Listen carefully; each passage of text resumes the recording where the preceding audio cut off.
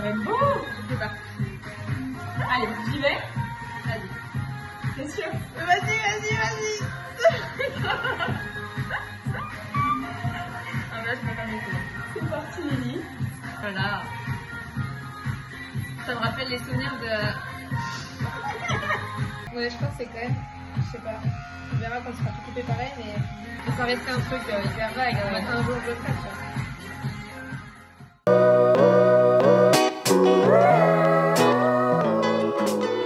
Alors aujourd'hui on va parler du fait que il y a maintenant 2 ans et demi, je me suis rasé la tête complètement, j'ai fait une Britney et petit bilan quoi. J'ai pas fait vraiment des parties distinctes pour cette vidéo, je vais y aller un peu en mode comme ça me vient, mais j'ai quand même noté 2-3 points que je voulais aborder dans cette vidéo.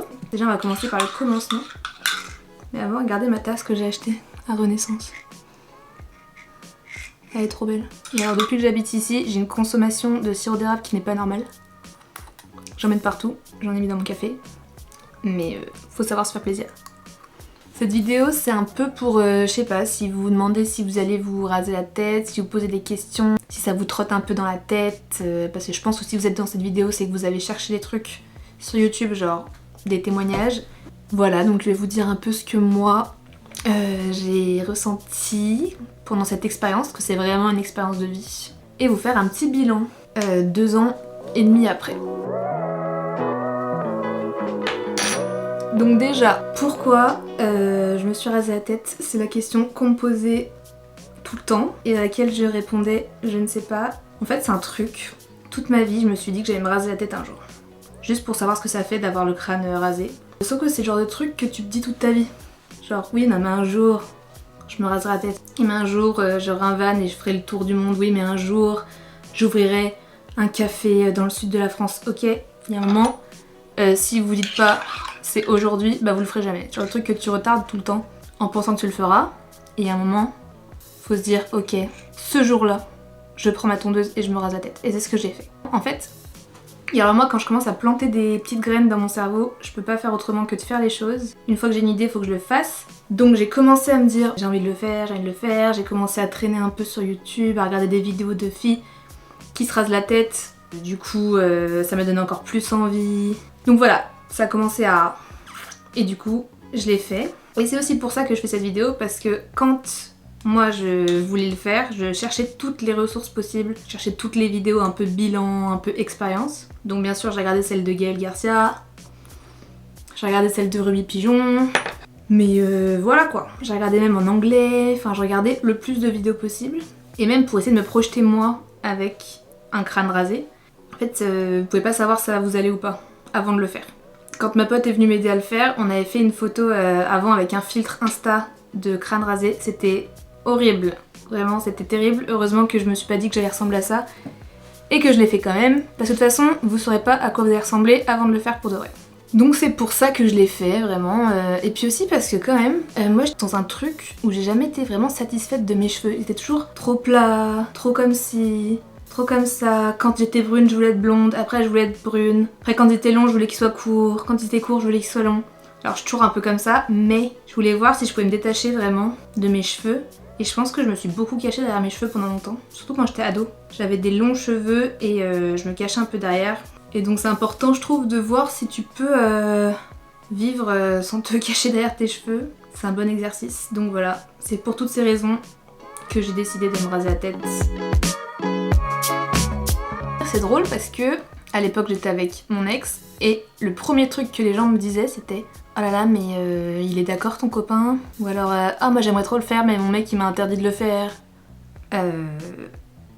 Donc moi mon copain il me soutenait parce qu'il voyait que j'avais envie de le faire, donc il me disait que si je voulais le faire bah j'avais qu'à le faire.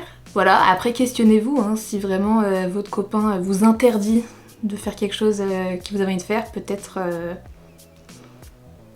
posez-vous quelques petites questions. Et après bah il s'y est fait très bien et il a survécu au fait que je me rase la tête. Et voilà, c'était un peu la première question que les gens me posaient, c'était vraiment par rapport à mon copain et pas par rapport à moi. Ça c'est drôle. Et ce qui est très intéressant aussi, c'est la perception de soi-même qui change, la perception des autres sur soi qui change. Ça c'est incroyable. Moi j'ai toujours ressemblé à une fille un peu basique, on va dire. J'ai toujours eu les cheveux longs, enfin j'ai été brune, les cheveux longs, tête blonde, oula, grand changement. Et quand vous rasez la tête, en fait dans la tête des gens, les gens qui se rasent la tête, c'est soit des crackheads, soit des gens qui font des teufs tous les week-ends et qui se droguent, ou alors des gens malades. Et du coup, c'est fou comme les gens vous perçoivent autrement. Genre moi les gens tout de suite se disaient que j'étais une meuf qui prenait de la drogue et qui allait en festival tous les week-ends. Et surtout que je m'habillais un peu en cuir par exemple en hiver, donc j'avais les cheveux rasés, ma veste en cuir et mes docks. Mais alors là les gens, ils projettent leurs pensées sur vous. Ça c'est super intéressant. Et je sais plus, un jour je faisais les vendanges chez un copain et j'avais ma tête de hérisson là. Et exemple très personnel, mais moi je suis très romantique, cucul à praline. Et je sais plus de quoi on parlait, et moi je disais un truc genre, un truc d'amour, cucul à praline quoi. Et il y a un mec qui m'a dit, y aurait-il un cœur qui se cache derrière cette coupe de hérisson? Je suis en mode mais... Et en fait parce que j'avais le crâne rasé à ce moment-là, il avait une image de moi qui était tellement éloignée de la réalité.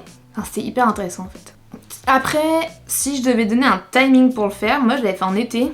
On va dire que c'est le plus confort en été parce que avec les canicules tout ça c'est très agréable. Mais je pense que si je le referais, je le ferais plutôt en automne-hiver parce que je trouve qu'en été c'est peut-être moins flatteur alors qu'un crâne rasé avec des gros pulls, des grosses écharpes, je sais pas. Et puis au moins si vous aimez pas ça, vous pouvez peut-être plus vous cacher derrière des écharpes, des chapeaux. Il y a une peur quand on veut se raser la tête, c'est de pas avoir un crâne complètement rond. Bah ça vous le saurez pas avant de le raser encore une fois. Moi j'ai une bosse énorme à l'arrière du crâne parce que je suis tombée d'un hamac quand j'étais petite et je suis tombée sur le béton. Et je pensais que ça allait me faire un crâne complètement déformé parce que vraiment je la sens, elle est énorme.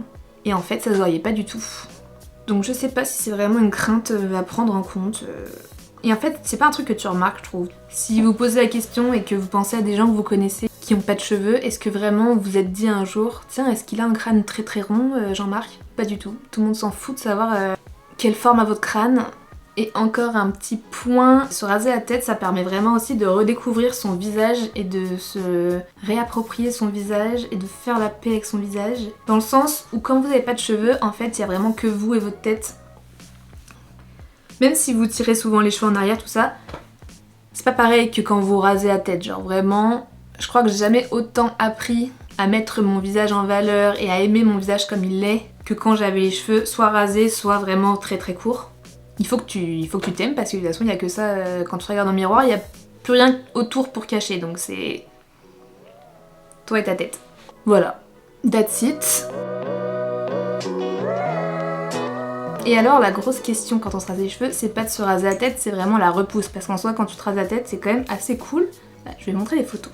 Moi il y a eu 2 stades de repousse que j'ai vraiment trouvé compliqués, mais en fait dans tous les cas ça dure jamais très longtemps.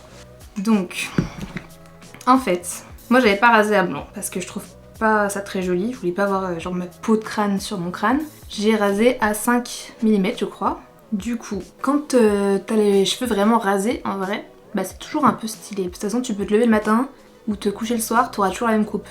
T'as plus le problème de good hair day ou bad hair day là. Et en fait ce qui est vraiment cool c'est que tu peux vraiment explorer 1000 facettes de toi que tu connaissais pas. Par exemple tu peux t'habiller hyper fraîche. Tu peux mettre une vraie petite robe un peu sympa, gros liner, gros rouge à lèvres et tu fais un peu femme fatale. Et le lendemain tu peux mettre un pull à capuche avec un baggy un peu oversize et tu fais un peu Eminem. Et ça c'est trop cool je trouve, c'est que tu peux être vraiment plein de personnes différentes.